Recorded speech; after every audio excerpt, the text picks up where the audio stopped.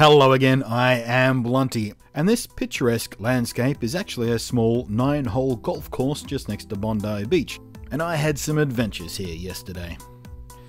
I think perhaps the water hazards on this particular course are a little less forgiving than most.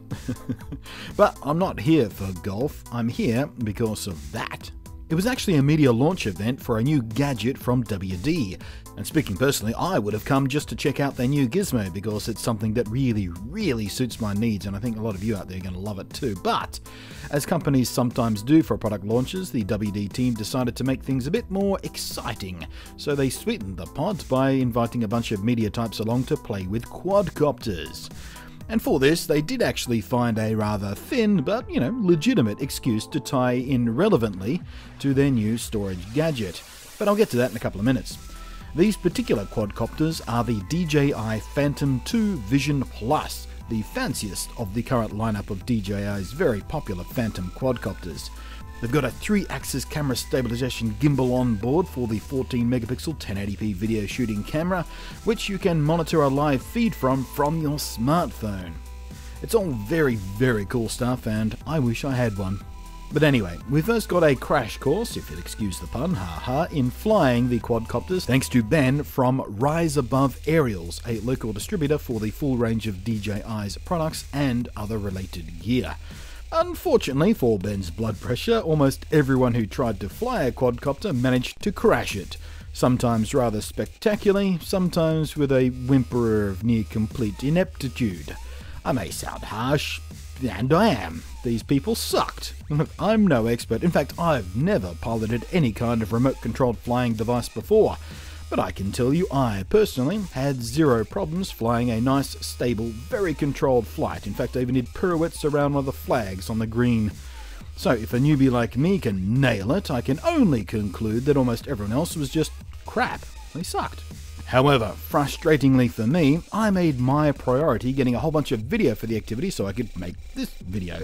So when my turn to fly finally came around, the craft I got had been damaged by one of these drongos slamming it into the golf course so hard the camera was damaged and I couldn't actually record any video footage from the air for myself. And if I wasn't a few crispy cold beers deep already, that might have made me cranky.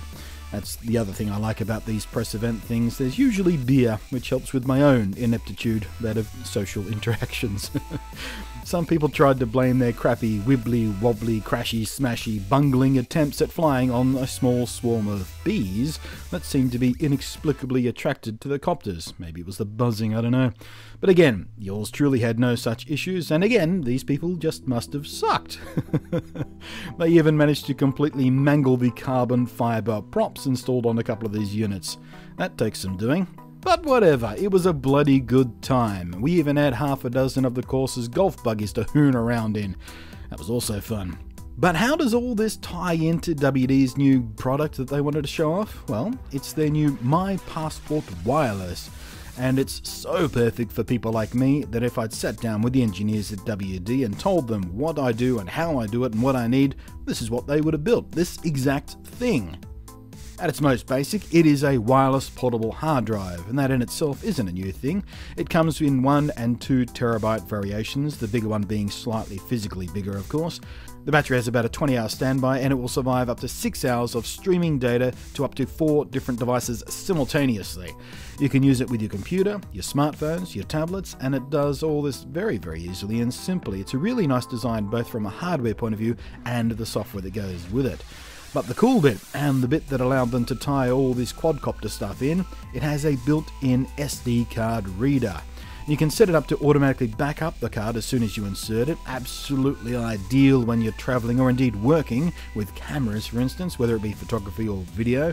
In my case, when I'm traveling and shooting events and stuff, I usually take a card reader, an external hard drive, and my MacBook Air, and of course its power brick, all just so I can make nightly backups of whatever material I shot that day. I can't afford to lose anything. A lot of the stuff I shoot when I'm traveling is, it's a once-in-a-lifetime thing. I'll never be able to recreate the shot, so I need it backed up.